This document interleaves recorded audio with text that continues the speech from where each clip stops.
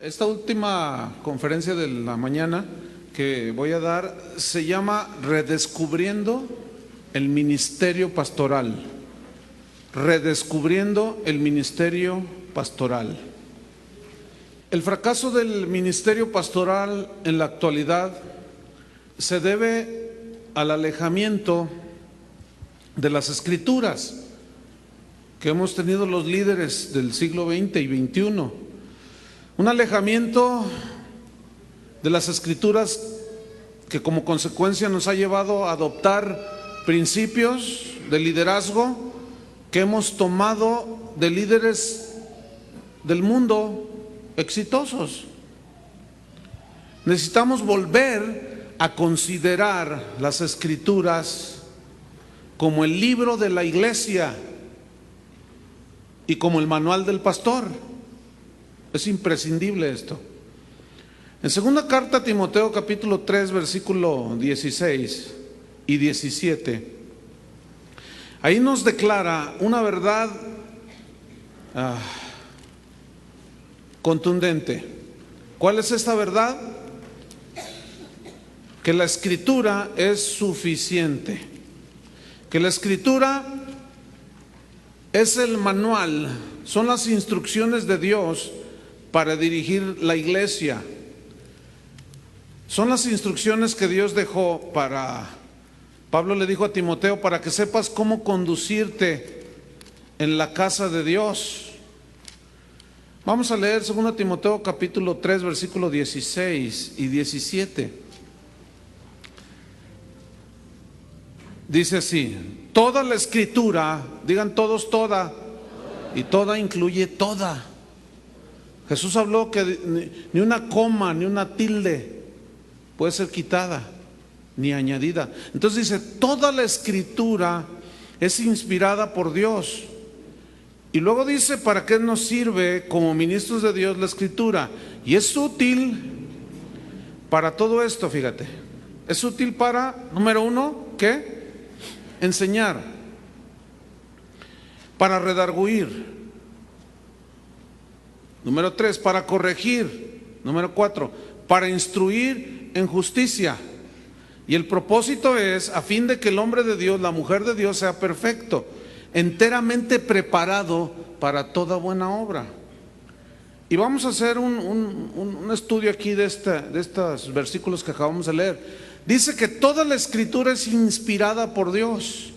La frase inspirada por Dios viene del griego nea, que significa respiro, significa aliento, pero aliento de vida. En otras palabras, toda la Escritura tiene el respiro de Dios, tiene la vida de Dios, por la palabra que es poderosa, que es la única que puede hacer nacer de nuevo a una persona. Por eso la importancia de predicar el Evangelio, la palabra de Dios, no máximas de hombres sabios del mundo, sino la palabra de Dios, porque tiene el aliento de Dios. Es la única que al ser creída tiene el poder para hacer nacer de nuevo a una persona. Y esta Escritura que tiene, la Biblia que tenemos aquí, qué importante es volver a la Biblia como el único libro que tiene la vida de Dios. En esas palabras que tenemos aquí en la imprenta y en papel, pero que cobran vida cuando nosotros las predicamos y la gente las recibe en el corazón. Entonces, toda esa Escritura que es inspirada por Dios, tiene el aliento de Dios, la vida de Dios, tiene que ser predicada para que la gente obtenga su salvación al creer ese mensaje. Pero una vez que han creído, la misma Escritura dice que es útil. Y esa palabra útil viene de ofélimos, de donde viene Ofelia, o se deriva Ofelia, ofélimos. Y ofélimos, que se tradujo por útil, significa provechosa. En otras palabras, la Escritura que tiene la vida de Dios, el respiro de Dios, es provechosa. Pues no hay otra palabra que pueda ser provechosa para el creyente, y en el caso del no creyente recibir la salvación por la predicación del Evangelio. Entonces, la palabra que tiene la vida es útil, es provechosa. ¿Para qué? Esa palabra provechosa habla de que nutre, ¿sí? Es para provecho. Entonces, esa palabra es útil, provechosa, ¿para qué? Número uno, enseñar. Para eso es la palabra de Dios, para enseñar. Y esto viene de la palabra didácticos, que es un poco así conocida, ¿sí? O familiar. Viene de didácticos, que significa enseñar. Pero en el caso de las Escrituras, que Pablo citó aquí y utilizó esta palabra, es útil para enseñar. La pregunta es, ¿enseñar qué? Bueno, enseñar las normas de fe del cristianismo, para enseñar la moral cristiana, para enseñar la conducta cristiana.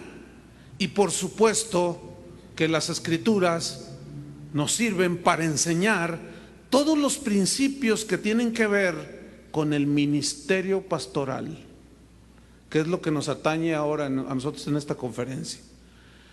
No hay otra fuente de la cual nosotros debamos de extraer, de beber, de comer principios de liderazgo, si no es en la Biblia. Si agarramos las de Ogmandino y cuanta gente por allá afuera, olvídate.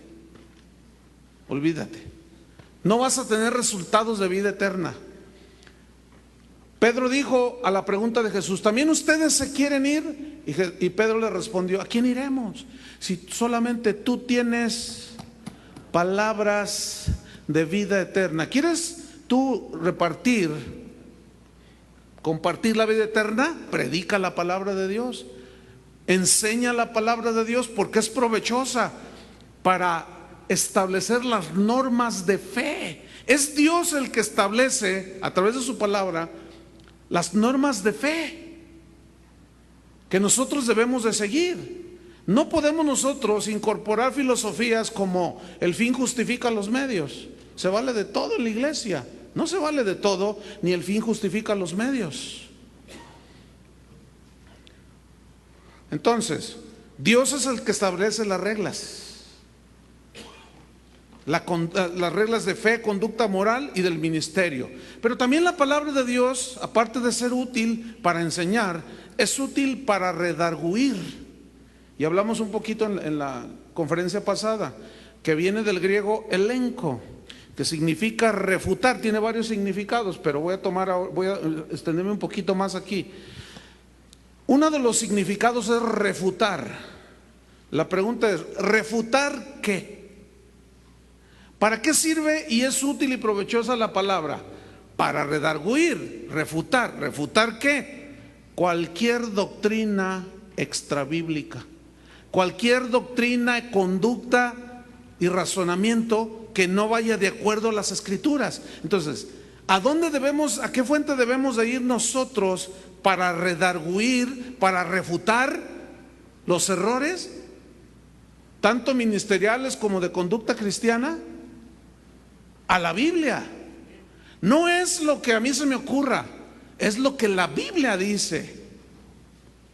Y ahí es donde, al haber ignorancia de las Escrituras, el cristianismo de hoy se ha relajado. Porque, por ejemplo, bueno, puedo poner un montón de ejemplos, pero bueno, a medida que vaya enseñando voy a ponerlos. En 2 de Corintios capítulo 10, versículo 5, dice Pablo, derribando argumentos y toda altivez que se levanta contra el conocimiento de Dios, llevando cautivo todo pensamiento a la obediencia a Cristo. Fíjate, este texto, Pablo habla de unas cosas muy importantes. Derribando argumentos. La palabra derribando en el griego significa derribar hasta el suelo. Eso significa. Pero luego dice derribar hasta el suelo, ¿qué? Argumentos. ¿Qué son argumentos? La palabra griega habla de ideas, de pensamientos, de filosofías que contradicen a Dios. Entonces, la palabra de Dios es útil, provechosa para refutar, para derribar ideas, argumentos, filosofías, ideas que se han metido como eso de quemar pecados. Hay que refutarlo. Redarguyendo, eso significa redarguir, derribar hasta el suelo todos esos argumentos. Pero luego dice, y toda altivez. Aquí toda altivez significa todo pensamiento que mire de arriba hacia abajo a Dios.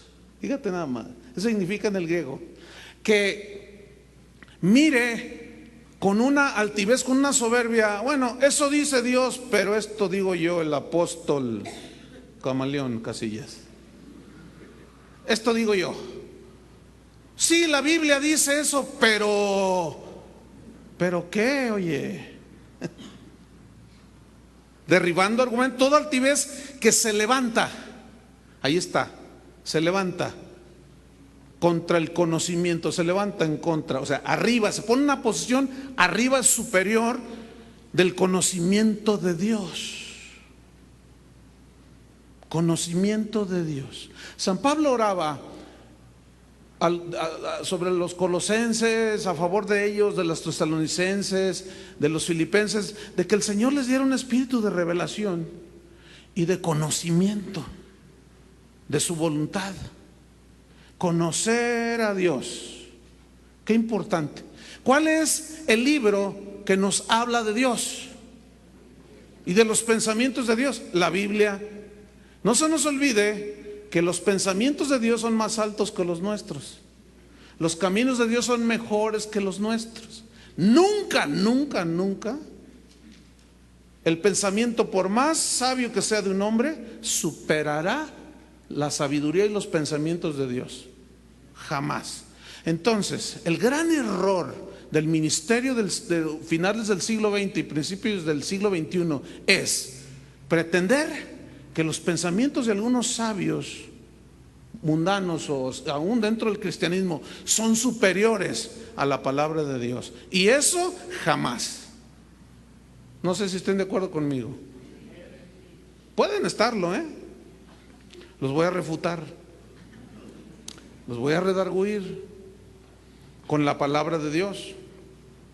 Derribando argumento y toda altivez que se levanta contra el conocimiento de Dios, y llevando cautivo todo ¿qué? Pensamiento a la obediencia a Cristo. Esta frase, llevando cautivo, significa someter, y habla como cuando un soldado sometía a un delincuente para meterlo a la cárcel. Y cuando un policía somete a un delincuente, no le dice, oiga, por favor, ponga sus manos atrás. Le dice, no te muevas, levanta las manos, no te muevas, tírate al suelo. Y luego ya se tira y le pone el pie así y lo agarra ay, está siendo usted muy violento. ¿Así le dice? No. Y lo agarra y le tuerce. Lo somete, se dice, ¿no? Y lo sometió y le puso las esposas. Eso es lo que significa en el original.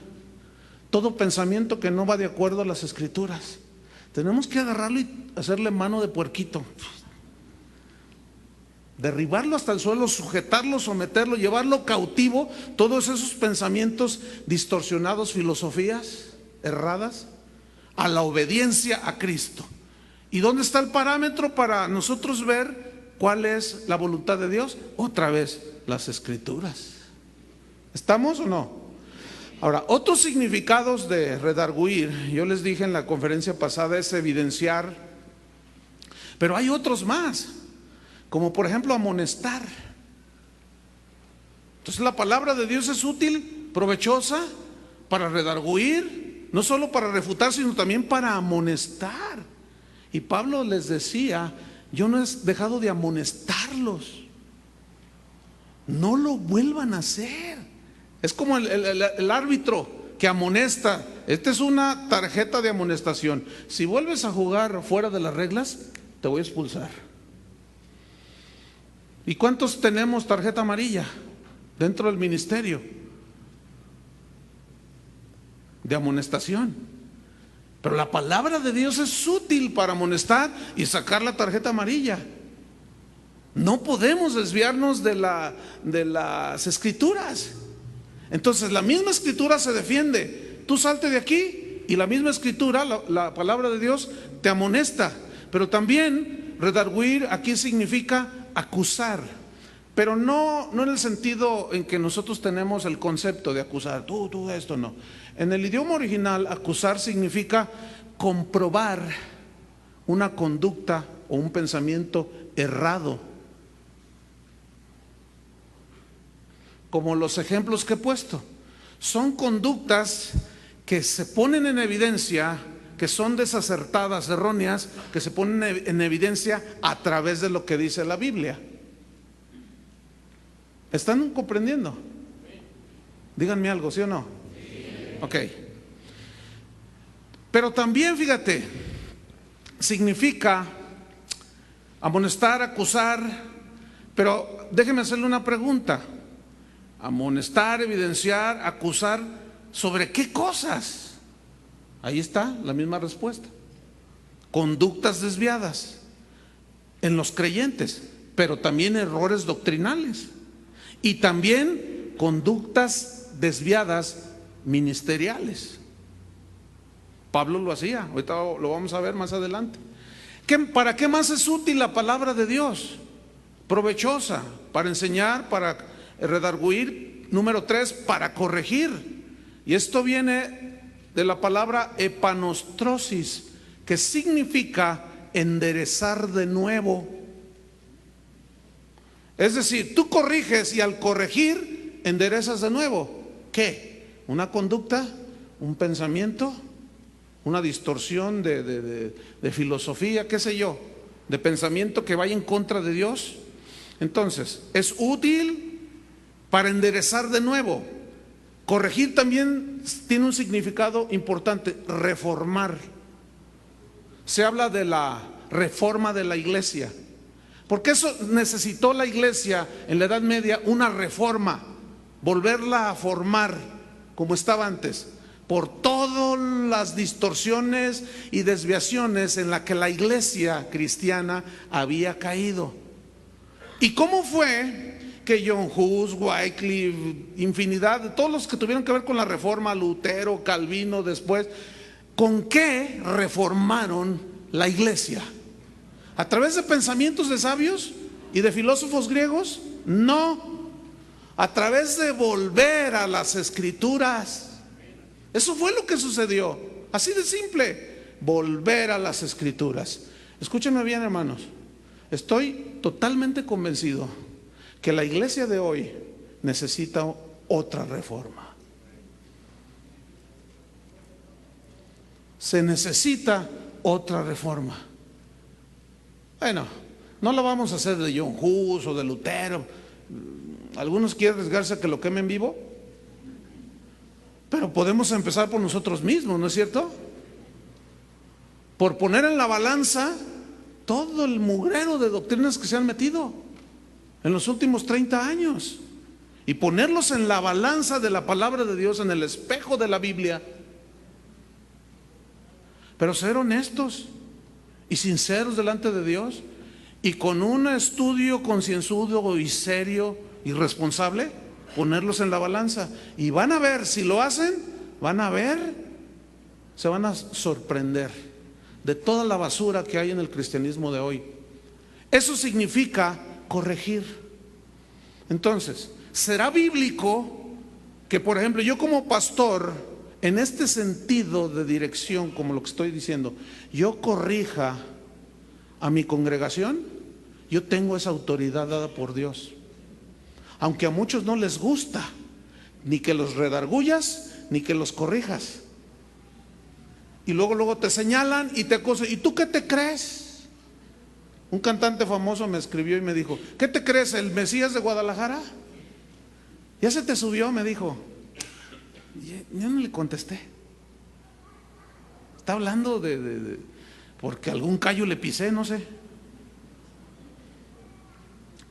Corregir las vidas de los cristianos, los desvíos del liderazgo pastoral. ¿Qué fue lo que hizo Pablo en 1 Corintios capítulo 5? ¿Qué corrigió allí? ¿Se acuerdan? ¿A quién corrigió allí? A la iglesia. Pero ¿qué fue el asunto que corrigió a través de la palabra de Dios? Un pecado que hubo en la iglesia. Un miembro de la congregación de la iglesia de los Corintios tenía relaciones sexuales con la esposa de su papá. Y los líderes de Corinto, Pablo los corrigió, los refutó, los reprendió y les dijo: oigan, no han hecho nada. ¿Qué pasa? Están las pruebas, está la evidencia, y ustedes se han ensoberbecido, se han envanecido, no han hecho nada. Pero voy a ir y voy a corregir todo, dice. Al que tal acción cometió, ya lo juzgué yo. Y allí juzgar, si ustedes buscan en el griego original, es la palabra krino, que significa decidir castigar. ¿Qué? Una conducta errada. Hoy haz eso en tu iglesia y vas a ver cómo se te levantan. No, ¿y usted qué ¿a poco usted no peca, pastor? Hermanos. Entonces, ahora, si tú andas mal, pues no tienes autoridad para corregir. Y por eso tal vez, nada más estoy especulando, tal vez algunos ministros no disciplinan la iglesia, no corrigen la iglesia porque han de tener cola que les pisen. Entonces pues dicen, no, pues mejor hay que... ¿Cuál políticos? Mira, yo te borro la cuenta pública, pero tú tápame acá. Sale, bro. Órale. Que el Congreso te bendiga.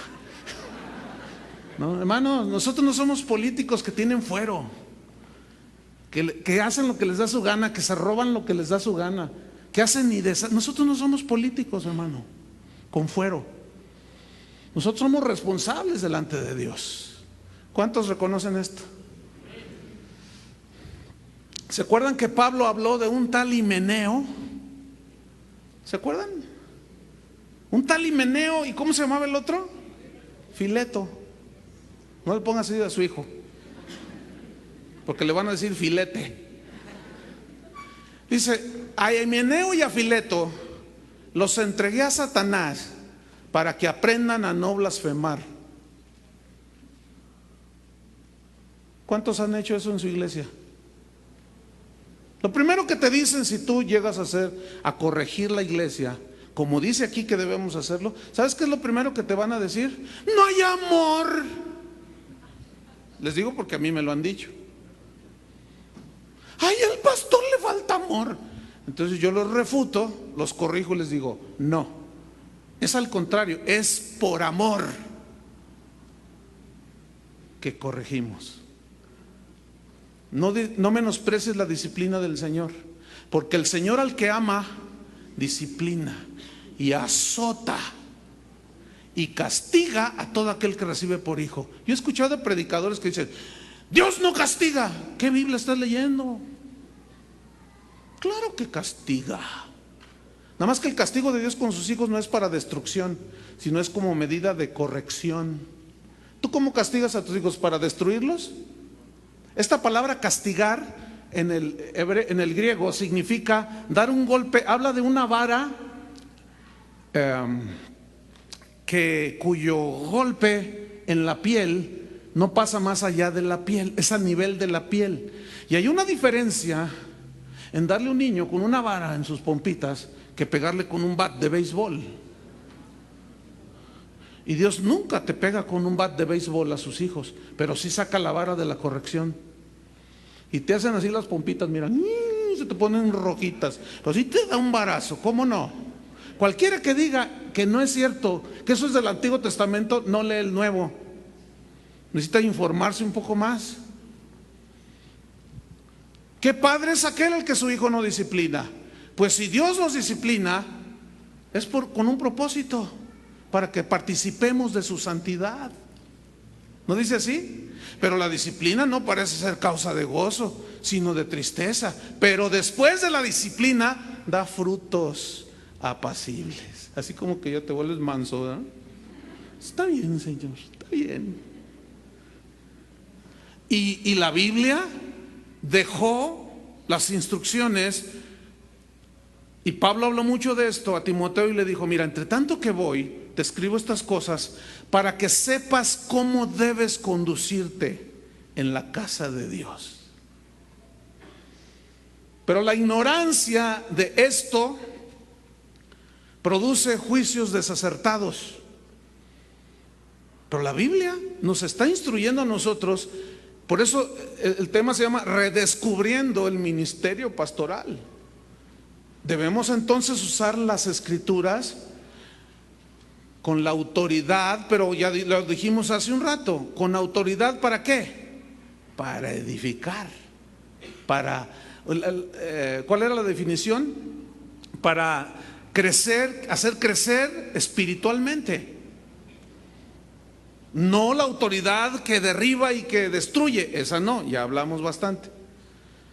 ¿Se acuerdan de Alejandro, el encargado de las calderas? Como que tenía un trabajo, el calderero, dice. ¿Qué hizo Pablo con él? Lo expuso. Yo quiero que ustedes noten una cosa. Está dando nombres. ¿Sí o no? ¿Se acuerdan de Diótrefes? ¿Qué dijo Juan? Dice: ese tal Diótrefes, cuando vaya le voy a callar la boca, para que aprenda a callarse, porque no solo no nos recibe, y a los hermanos que nos quieren recibir los expulsa de la iglesia. ¿Qué se cree? Pero cuando vaya lo voy a poner en su lugar. Diótrefes. Y se asustan muchos, porque a veces uno dice nombres con evidencias, con pruebas, con todo, y se asustan, ¡ay!, pegan el grito en el cielo. Ahora no se trata de dar nombres a diestra y a siniestra. Tiene que ser un proceso. Después de un año, 2, 3 de estar hablando con esa gente: por favor, corrige tu vida. No puedes vivir en adulterio. ¿Y tú qué? ¿A poco tú no? No, y que tú, que no me toques porque soy ungido, y el último que me tocó se murió, así es que. Yo he dicho nombres, pero con todas las evidencias, y todo el mundo pegó el grito en el cielo. Eso no es bíblico, demuéstrame que no. ¿Han leído de David el adúltero? Si Dios no le tapó a David, ¿tú crees que te va a tapar a ti y a mí? Se me hace que sí lo creen.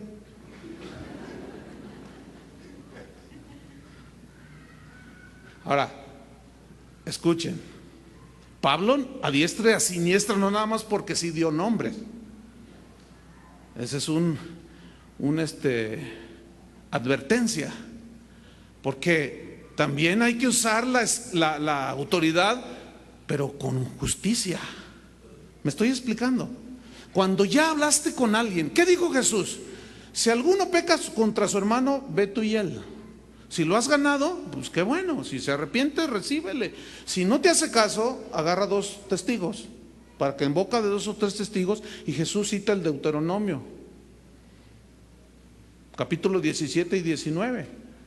Ahí viene, en boca de 2 o 3 testigos. Si no hace caso, entonces díganlo a la iglesia. ¿Alguna vez tú has dicho algo a la iglesia? Por miedo, se me van. Y si se me van los hermanos, se me va el diezmo. ¿Por qué tenemos temor, hermanos, de hacer la palabra de Dios? ¿No dice dilo a la iglesia? Y si no hace caso, ¿qué? Tenle por gentil y publicano, o sea, como un pagano. Pues que Pablo va con los corintios y los pone, y el tal, dice, lo entregó a Satanás. ¿Qué significa eso? Lo sacó de la comunión de la iglesia, a fin de que su espíritu sea salvo en el día del Señor, su cuerpo, su carne sea destruida. Son los cristianos que se mueren antes de tiempo por no haberse arrepentido. Un cristiano que es nacido de nuevo, escúcheme bien, un cristiano que es nacido de nuevo, cuando peca no pierde su salvación, pierde su comunión con Dios. Pero algunos se mueren antes de tiempo. Acuérdense también, a la carta a los Corintios les escribió: ustedes no disciernen el cuerpo del Señor. Cuando se juntan se emborrachan, hacen un montón de cosas, y por esa razón algunos se han enfermado, otros están debilitados y algunos se han muerto. Ustedes conocen todas esas escrituras, ¿sí o no? Los veo muy pensativos. Escúcheme bien, hermano. No, por supuesto que no es fácil aplicar una disciplina. ¿Cuántos disciplinan a sus hijos? O cuando estaban pequeños. ¿Les gustaba? No, ni al niño tampoco. Una vez le di una disciplina a mi hijo cuando estaba chiquilla y dijo, me dolió. Pues claro, la disciplina duele, mija. Si no le duele, por eso se ríen. Por eso muchos cristianos hoy, como no hay disciplina, se burlan. Siguen predicando, siguen cantando. Ya ven, no me hacen nada. Me hacen los mandados, aleluya. Por eso la iglesia está como está. Estudien la historia de la iglesia. Yo les lanzo ese desafío. Pues les va a costar, para estudiar la historia de la iglesia, mínimo, leyendo 2 horas diarias, 6 meses. ¿Cuántos se la avientan? Háganlo. Y van a ver cómo, hasta dónde, hasta qué grado cayó la iglesia, hermanos.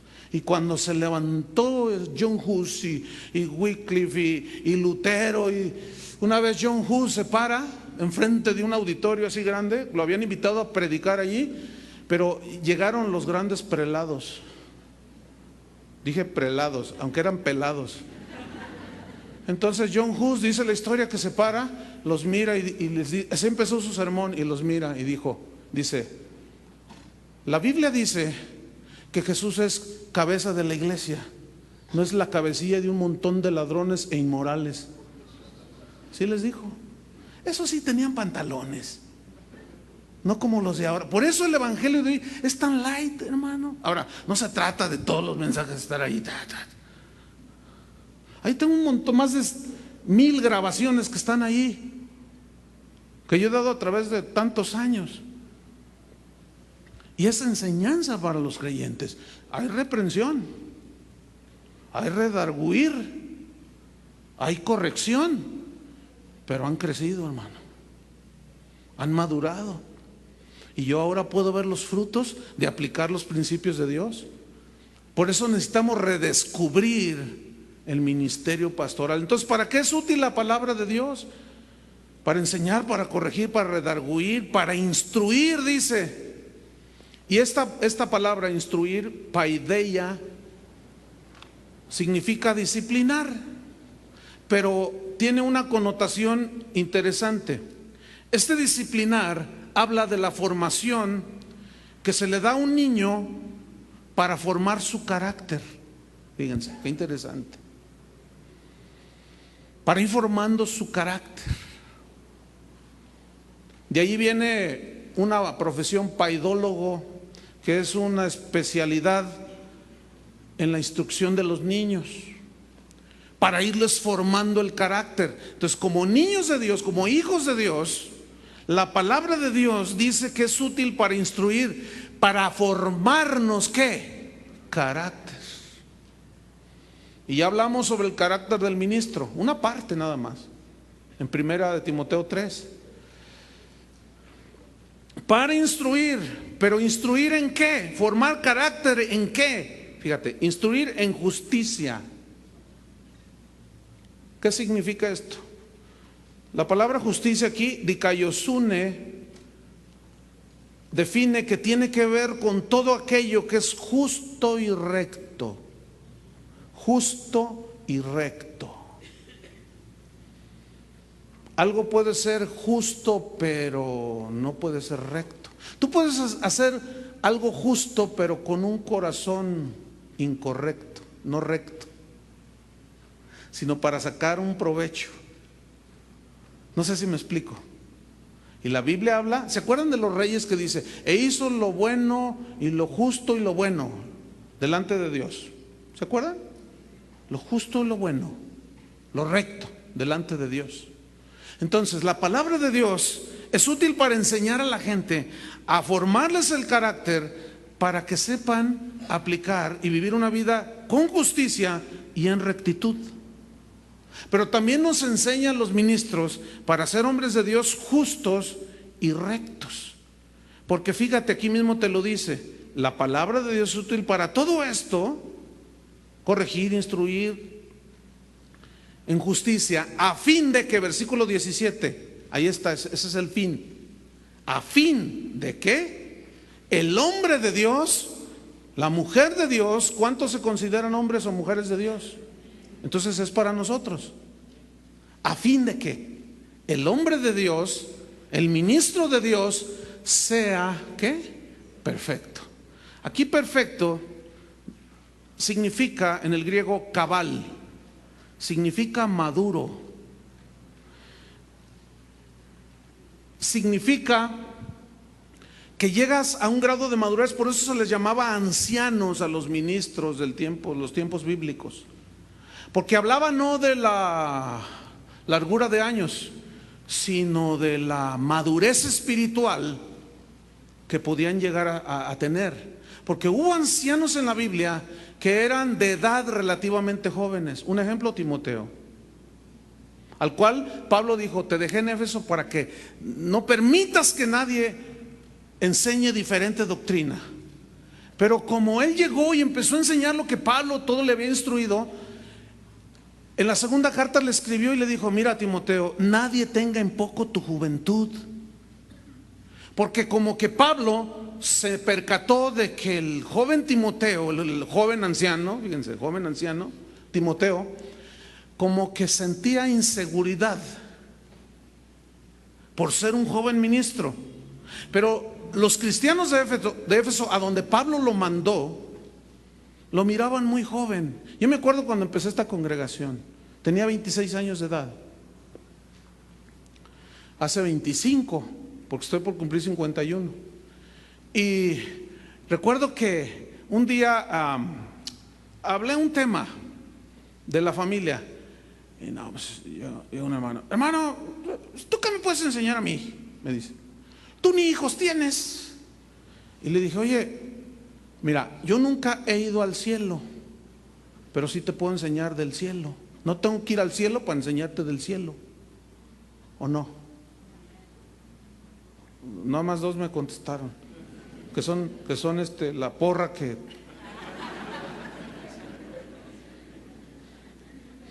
¿Cuántos han ido al cielo? Entonces no hables del cielo. ¿Has ido al infierno algún día? Tampoco hables del infierno. Hermanos, vamos a ser maduros y vamos a acomodar, como Pablo le dijo a los corintios: el espiritual juzga las cosas, ¿cómo? De una manera espiritual, acomodando lo espiritual a lo espiritual. ¿No dice así? Vamos a acomodar lo espiritual en lo espiritual, todo en su lugar. El hecho de que en ese tiempo yo no haya tenido hijos no me inhabilitaba como pastor para enseñar acerca de la familia. ¿Estamos o no? ¿Qué más dice? A fin de que el hombre, el ministro de Dios, sea perfecto, cabal, maduro. Y luego utiliza otra palabra: enteramente preparado. Y esta palabra enteramente viene de una palabra que también se traduce como íntegramente. Se habla de pan integral, ¿verdad? Ahora se han fijado que hay cuando entraron los alimentos light, ligeros, bajos en todo, ligeros en todo. Ahora, después, cuando los nutriólogos se dieron cuenta que, híjole, pues no, ahora vamos a volver a lo integral. Y ahora ya te hablan de trigo integral, con todas las propiedades, no le quitan nada. O sea, habla de entero, de completo. Entonces, escucha, la palabra de Dios es útil, provechosa, para redarguir, corregir, instruir, enseñar, a fin de que el hombre de Dios sea íntegramente en todas las áreas de la vida preparado. Digan todos: preparado. Es decir, capacitado. Entonces, ¿dónde está que un curso de 6 meses te da un doctorado en teología? Te lo puedes obtener, pero ¿y el carácter? ¿También en 6 meses? El cristiano recién nacido, a los 3 meses ya líder de un grupo. Pero entonces, hermanos, ¿cómo los vamos a impulsar? La Biblia dice cómo los impulsemos. La Biblia en primera instancia dice: no un neófito. Y lo primero que hacemos es meter a los neófitos. No, los primeros, cuando tú empiezas una iglesia, los primeros años, tú hasta le recoge la ofrenda y hasta barre el auditorio o la casa o el patio. Los primeros 8 años de ministerio de esta congregación, yo no salí a predicar a ningún lado. Y me invitaban en muchos lugares. Yo decía, no, no, no. Porque Dios me dio un entendimiento y me dijo, no vas a salir, vas a darles con todo aquí. Les vas a enseñar todo. Yo me acuerdo, fue una cosa, mire, los líderes que hoy, los pastores que hoy tenemos aquí, después de 25 años, son con los que empecé. Aquí siguen, aquí están. ¿Conoce iglesias donde cada año, cada 2 años cambian de líder? ¿Conoces ese tipo de iglesias? ¿Por qué? Porque no tienen cimientos, no tienen fundamentos, no tienen convicciones. Nada más sale otra iglesia que le ofrece una lana más y se va. Vente conmigo y yo te pago más. ¿Cuánto te pagan acá? Pues tanto. Uy, qué injustos, ¿verdad? Sí, yo debería de ganar como aquel otro. Vente conmigo y yo te los doy. Ay, sí, déjame orar, dices. Hasta lo ponen espiritual. Déjame orar, dice. Dios me dijo que sí. Ey, ¿edad? Como decimos los jalisquillos. Sí, cómo no. Enteramente preparado, ¿para qué? Para toda buena obra dentro del ministerio. Para esto y mucho más son las Escrituras, hermano. Pablo le dijo a Timoteo también, el que no se conforma con las sanas palabras de nuestro Señor Jesucristo, nada sabe. Está envanecido y delira. ¿Qué hace un loco? Dios me habló. ¿Y qué te dijo? Fíjense cómo hay delirantes ahora. Pablo dijo a los corintios, les dijo, miren, yo conozco a un hombre que fue al paraíso, hablando de él, y llegando al paraíso, Dios me mostró, vi cosas y oí cosas, pero me fue prohibido decirlas. ¿Se acuerdan que dijo así? Y ahora sale uno, aquí está un hermano que estuvo 8 horas en el paraíso y nos viene a contar de allá. Hermanos, yo estuve en el paraíso. Y yo digo, caray. Otros se van al infierno. Yo digo, ay, qué extraño. A Pablo, si Dios estuviera interesado en que supiéramos cosas del paraíso, lo que Él quiere que sepamos es cómo llegar allá, no lo que hay allá. Pero si Él hubiera estado interesado, le hubiera dado permiso a Pablo, diles esto. Pero mientras que a Pablo se le prohibió que era Pablo, ahora nos salen unos con que Dios les dio permiso. Yo no les creo nada. No tienen sustento bíblico. Así es que tú puedes irte al infierno, puedes irte al cielo, volar con alas, con 4, con un arpa. Yo puedo oír tu testimonio y ya sé que yo voy allá. Pero todo esto, como es espectacular y asombroso y maravilloso, no, pues eso es lo que le gusta a la gente oír, hermano. ¿De qué le alimentó eso? Están muy serios. Pues para esto y mucho más son las Escrituras, hermanos. Para hacer a un lado, es decir, hacer a un lado la Biblia nos lleva a desequilibrios en el ministerio. Y es así como empezamos a enfatizar la sabiduría humana sobre la sabiduría de Dios. Jamás le vamos a igualar. ¿Cuántas veces han escuchado esto? Bueno, sí, la Biblia dice, pero ¿han escuchado eso? Uy, yo lo oigo. Una vez di un mensaje en una convención de pastores, pero mira, no había, yo tuve el cuidado de documentarme de tal manera que no dejar ni un espacio así para que alguien tuviera duda sobre lo que yo hablé. Y al final un pastor amigo mío me dijo: oye, qué tremendo está ese mensaje. Dice, pero ¿sabes una cosa? Dice, pues no, yo no creo tanto así. Bueno, cada quien su religión, le dije. Dice, no, Chuy, dice, esas son convicciones tuyas. Yo le dije, oye, ¿de cuándo acá? Bueno, si tú me demuestras que lo que yo dije es una convicción, una convicción mía es una opinión, ¿cierto? Si tú me compruebas bien, yo sabía que no iba a poder. Porque, les repito, me documenté bien, no dejé un solo espacio. Me anticipaba las preguntas que la gente suele hacer en algún tema que no les gusta. Yo le dije, bueno, tienes el derecho de réplica y bueno, cuando tú me digas y nos veamos otra vez, pues platicamos, ¿no? Porque seguimos siendo amigos, o sea, tampoco es de pelearse, ¿eh? Tú puedes cortarla, pero cuidar tu corazón. Porque déjeme decirle algo, y Dios es testigo. Yo oro por toda esa gente que anda mal, o por los enemigos. ¿Qué no dice Jesús que oremos por los enemigos? ¿Sí o no oramos por los enemigos, Rolando? Oramos y los bendecimos, porque así dice la Biblia. Ay, de bonito papelón estaríamos haciendo. Entonces, cuando lo vi de nuevo, le dije, oye, por cierto, ¿te acuerdas de aquel tema? Le digo, ¿qué onda? Y los dos éramos oradores en una conferencia. Y dice, bueno, luego hablamos. Le dije, bueno, lo vas a escuchar por segunda vez porque lo voy a compartir hoy. Y estaba todavía más documentado el tema. Y nomás le hacía así.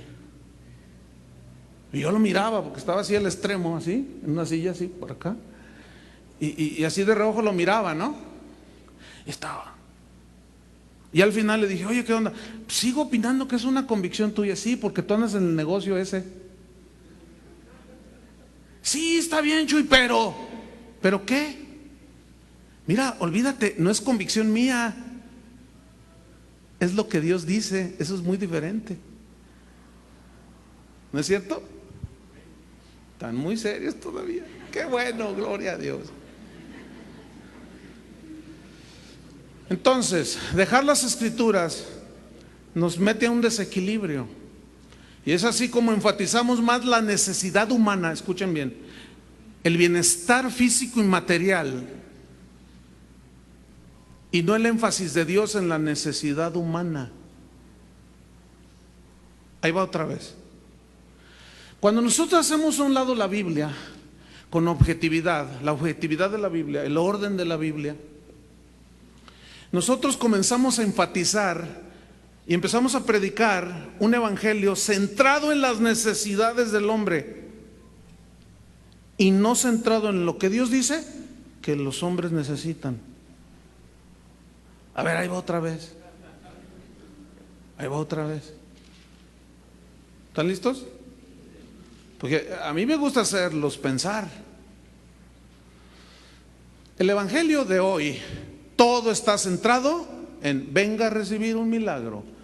¿Tiene problemas económicos? Venga. Mira, escúchame bien, Dios puede hacer eso y más.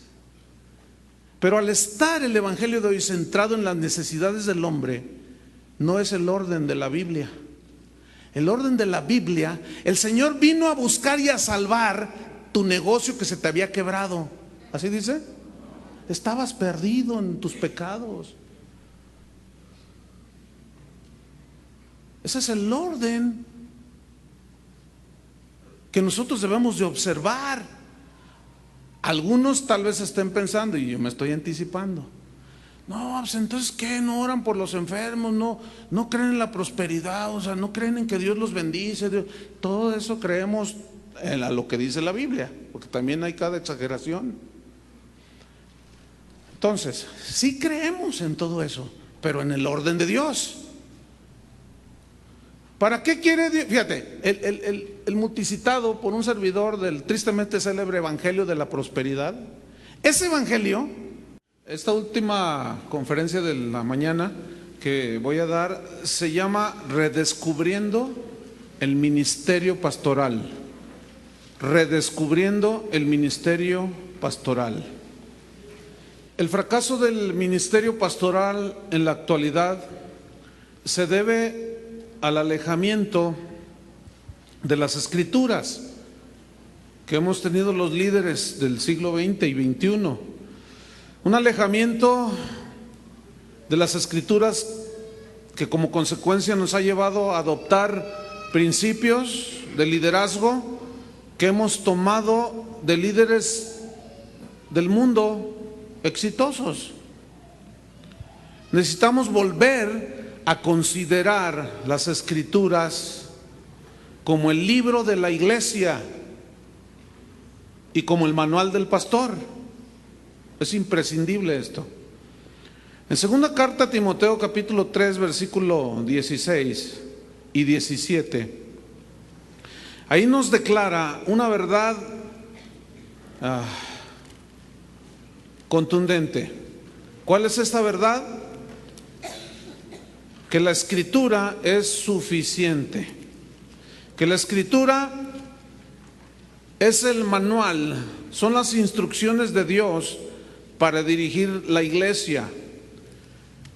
Son las instrucciones que Dios dejó para, Pablo le dijo a Timoteo, para que sepas cómo conducirte en la casa de Dios. Vamos a leer 2 Timoteo capítulo 3 versículos 16 y 17. Dice así: toda la Escritura, digan todos toda, y toda incluye toda. Jesús habló que ni una coma, ni una tilde puede ser quitada, ni añadida. Entonces dice, toda la Escritura es inspirada por Dios. Y luego dice, ¿para qué nos sirve como ministros de Dios la Escritura? Y es útil para todo esto, fíjate. Es útil para, número uno, ¿qué? Enseñar, para redarguir. Número 3, para corregir. Número 4, para instruir en justicia. Y el propósito es a fin de que el hombre de Dios, la mujer de Dios sea perfecto, enteramente preparado para toda buena obra. Y vamos a hacer un estudio aquí de estos versículos que acabamos de leer. Dice que toda la Escritura es inspirada por Dios. La frase inspirada por Dios viene del griego nea, que significa respiro, significa aliento, pero aliento de vida.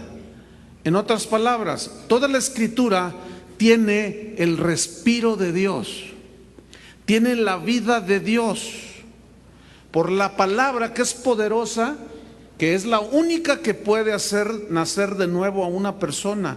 Por eso la importancia de predicar el Evangelio, la palabra de Dios, no máximas de hombres sabios del mundo, sino la palabra de Dios, porque tiene el aliento de Dios. Es la única que al ser creída tiene el poder para hacer nacer de nuevo a una persona. Y esta escritura que tiene, la Biblia que tenemos aquí, qué importante es volver a la Biblia como el único libro que tiene la vida de Dios. En esas palabras que tenemos aquí en la imprenta y en papel, pero que cobran vida cuando nosotros las predicamos y la gente las recibe en el corazón. Entonces, toda esa escritura que es inspirada por Dios, tiene el aliento de Dios, la vida de Dios, tiene que ser predicada para que la gente obtenga su salvación al creer ese mensaje. Pero una vez que han creído, la misma escritura dice que es útil. Y esa palabra útil viene de ofélimos, de donde viene Ofelia, o se deriva Ofelia, ofélimos. Y ofélimos, que se tradujo por útil, significa provechosa. En otras palabras, la escritura que tiene la vida de Dios, el respiro de Dios, es provechosa. Pues no hay otra palabra que pueda ser provechosa para el creyente, y en el caso del no creyente, recibir la salvación por la predicación del Evangelio. Entonces, la palabra que tiene la vida es útil, es provechosa. ¿Para qué? Esa palabra provechosa habla de que nutre, ¿sí? Es para provecho. Entonces, esa palabra es útil, provechosa, ¿para qué? Número uno, enseñar. Para eso es la palabra de Dios, para enseñar. Y esto viene de la palabra didácticos, que es un poco así conocida, ¿sí? O familiar. Viene de didácticos, que significa enseñar. Pero en el caso de las Escrituras, que Pablo citó aquí y utilizó esta palabra, es útil para enseñar. La pregunta es, ¿enseñar qué? Bueno, enseñar las normas de fe del cristianismo, para enseñar la moral cristiana, para enseñar la conducta cristiana. Y por supuesto que las Escrituras nos sirven para enseñar todos los principios que tienen que ver con el ministerio pastoral, que es lo que nos atañe ahora a nosotros en esta conferencia. No hay otra fuente de la cual nosotros debamos de extraer, de beber, de comer principios de liderazgo, si no es en la Biblia. Si agarramos las de Ogmandino y cuanta gente por allá afuera, olvídate, olvídate. No vas a tener resultados de vida eterna. Pedro dijo a la pregunta de Jesús, ¿también ustedes se quieren ir? Y Pedro le respondió, ¿a quién iremos? Si solamente tú tienes palabras de vida eterna. ¿Quieres tú compartir la vida eterna? Predica la palabra de Dios. Enseña la palabra de Dios, porque es provechosa para establecer las normas de fe. Es Dios el que establece a través de su palabra las normas de fe que nosotros debemos de seguir. No podemos nosotros incorporar filosofías como el fin justifica los medios. Se vale de todo en la iglesia. No se vale de todo, ni el fin justifica los medios. Entonces, Dios es el que establece las reglas. Las reglas de fe, conducta moral y del ministerio. Pero también la palabra de Dios, aparte de ser útil para enseñar, es útil para redarguir. Y hablamos un poquito en la conferencia pasada, que viene del griego elenco, que significa refutar. Tiene varios significados, pero voy a extenderme un poquito más aquí. Uno de los significados es refutar. La pregunta es, ¿refutar qué? ¿Para qué sirve y es útil y provechosa la palabra? Para redarguir, refutar. ¿Refutar qué? Cualquier doctrina extrabíblica, cualquier doctrina, conducta y razonamiento que no vaya de acuerdo a las Escrituras. Entonces, ¿a qué fuente debemos de ir nosotros para redarguir, para refutar los errores, tanto ministeriales como de conducta cristiana? A la Biblia. No es lo que a mí se me ocurra, es lo que la Biblia dice. Y ahí es donde, al haber ignorancia de las Escrituras, el cristianismo de hoy se ha relajado. Porque, por ejemplo, puedo poner un montón de ejemplos, pero a medida que vaya enseñando voy a ponerlos. En 2 de Corintios capítulo 10, versículo 5, dice Pablo, derribando argumentos y toda altivez que se levanta contra el conocimiento de Dios, llevando cautivo todo pensamiento a la obediencia a Cristo. Fíjate, este texto, Pablo habla de unas cosas muy importantes. Derribando argumentos. La palabra derribando en el griego significa derribar hasta el suelo. Eso significa. Pero luego dice derribar hasta el suelo, ¿qué? Argumentos. ¿Qué son argumentos? La palabra griega habla de ideas, de pensamientos, de filosofías que contradicen a Dios. Entonces, la palabra de Dios es útil, provechosa para refutar, para derribar ideas, argumentos, filosofías, ideas que se han metido como eso de quemar pecados. Hay que refutarlo. redarguyendo, eso significa redarguir, derribar hasta el suelo todos esos argumentos. Pero luego dice, y toda altivez. Aquí toda altivez significa todo pensamiento que mire de arriba hacia abajo a Dios. Fíjate nada más, eso significa en el griego, que mire con una altivez, con una soberbia. Bueno, eso dice Dios, pero esto digo yo, el apóstol Camaleón Casillas. Esto digo yo. Sí, la Biblia dice eso, pero ¿qué? Oye, derribando argumentos, toda altivez que se levanta, ahí está, se levanta contra el conocimiento, se levanta en contra, o sea, arriba, se pone en una posición arriba, superior del conocimiento de Dios. Conocimiento de Dios. San Pablo oraba sobre los colosenses, a favor de ellos, de los tesalonicenses, de los filipenses, de que el Señor les diera un espíritu de revelación y de conocimiento de su voluntad. Conocer a Dios, qué importante. ¿Cuál es el libro que nos habla de Dios y de los pensamientos de Dios? La Biblia. No se nos olvide que los pensamientos de Dios son más altos que los nuestros. Los caminos de Dios son mejores que los nuestros. Nunca, nunca, nunca el pensamiento, por más sabio que sea de un hombre, superará la sabiduría y los pensamientos de Dios. Jamás. Entonces, el gran error del ministerio de finales del siglo XX y principios del siglo XXI es pretender que los pensamientos de algunos sabios mundanos o aún dentro del cristianismo son superiores a la palabra de Dios. Y eso jamás. No sé si estén de acuerdo conmigo. Pueden estarlo, Los voy a refutar, los voy a redarguir con la palabra de Dios. Derribando argumento y toda altivez que se levanta contra el conocimiento de Dios, y llevando cautivo todo ¿qué? Pensamiento a la obediencia a Cristo.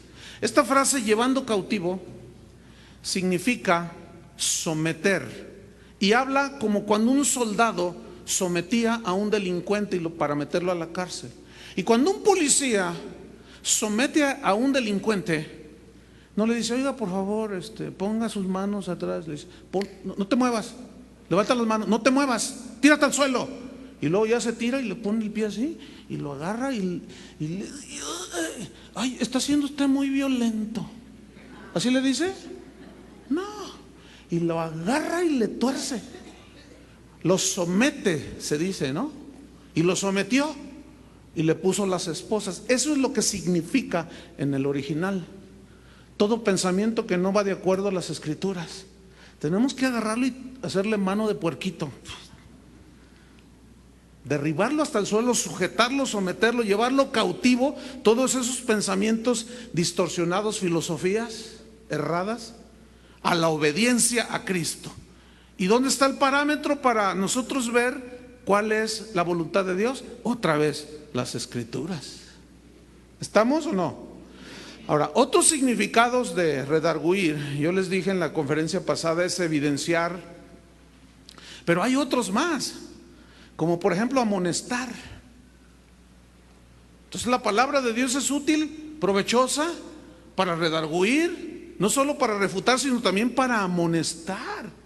Y Pablo les decía, yo no he dejado de amonestarlos, no lo vuelvan a hacer. Es como el árbitro que amonesta. Esta es una tarjeta de amonestación. Si vuelves a jugar fuera de las reglas, te voy a expulsar. ¿Y cuántos tenemos tarjeta amarilla dentro del ministerio de amonestación? Pero la palabra de Dios es útil para amonestar y sacar la tarjeta amarilla. No podemos desviarnos de las escrituras. Entonces la misma escritura se defiende. Tú salte de aquí y la misma escritura, la palabra de Dios, te amonesta. Pero también Redarguir aquí significa acusar, pero no en el sentido en que nosotros tenemos el concepto de acusar, tú esto, no. En el idioma original, acusar significa comprobar una conducta o un pensamiento errado, como los ejemplos que he puesto. Son conductas que se ponen en evidencia, que son desacertadas, erróneas, que se ponen en evidencia a través de lo que dice la Biblia. ¿Están comprendiendo? Díganme algo, ¿sí o no? Ok. Pero también, fíjate, significa amonestar, acusar, pero déjeme hacerle una pregunta. Amonestar, evidenciar, acusar, ¿sobre qué cosas? Ahí está la misma respuesta. Conductas desviadas en los creyentes, pero también errores doctrinales y también conductas desviadas ministeriales. Pablo lo hacía, ahorita lo vamos a ver más adelante. ¿Para qué más es útil la palabra de Dios? Provechosa, para enseñar, para redarguir. Número 3, para corregir. Y esto viene de la palabra epanostrosis, que significa enderezar de nuevo. Es decir, tú corriges y al corregir enderezas de nuevo. ¿Qué? ¿Una conducta? ¿Un pensamiento? ¿Una distorsión de filosofía? ¿Qué sé yo? ¿De pensamiento que vaya en contra de Dios? Entonces, es útil para enderezar de nuevo. Corregir también tiene un significado importante, reformar. Se habla de la reforma de la iglesia.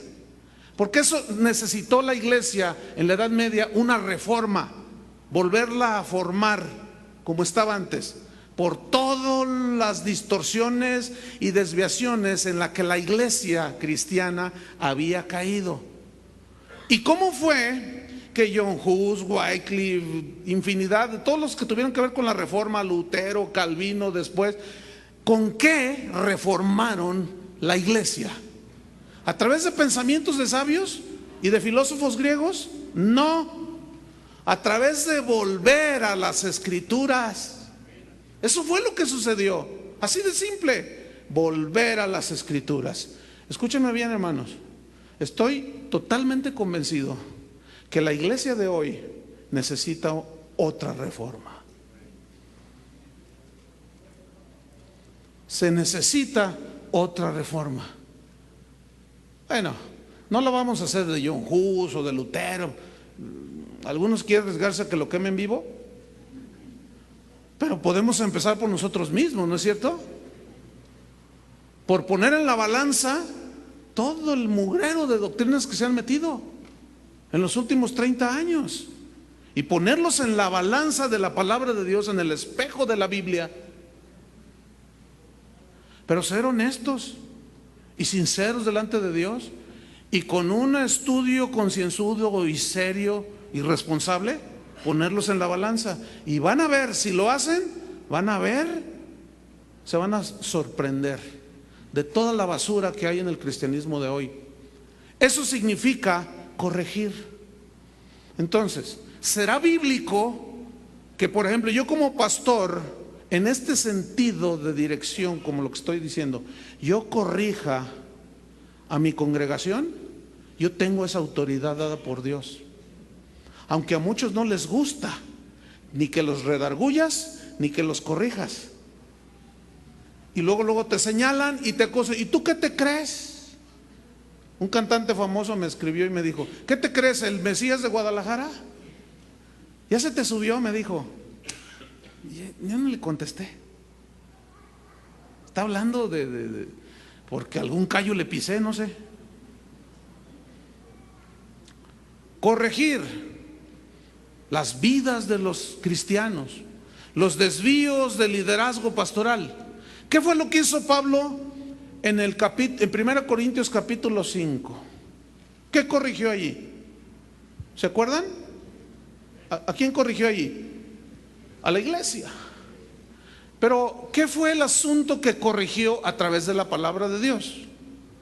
un pecado que hubo en la iglesia. Un miembro de la congregación de la iglesia de los Corintios tenía relaciones sexuales con la esposa de su papá. Y los líderes de Corinto, Pablo los corrigió, los refutó, los reprendió y les dijo: oigan, no han hecho nada. ¿Qué pasa? Están las pruebas, está la evidencia, y ustedes se han ensoberbecido, se han envanecido, no han hecho nada. Pero voy a ir y voy a corregir todo, dice. Al que tal acción cometió, ya lo juzgué yo. Y allí juzgar, si ustedes buscan en el griego original, es la palabra krino, que significa decidir castigar. ¿Qué? Una conducta errada. Hoy haz eso en tu iglesia y vas a ver cómo se te levantan. No, ¿y usted qué? ¿A poco usted no peca, pastor? Hermanos. Entonces, ahora, si tú andas mal, pues no tienes autoridad para corregir. Y por eso tal vez, nada más estoy especulando, tal vez algunos ministros no disciplinan la iglesia, no corrigen la iglesia porque han de tener cola que les pisen. Entonces, pues dicen, no, pues mejor hay que... ¿Cuál políticos? Mira, yo te borro la cuenta pública, pero tú tápame acá. Sale, bro.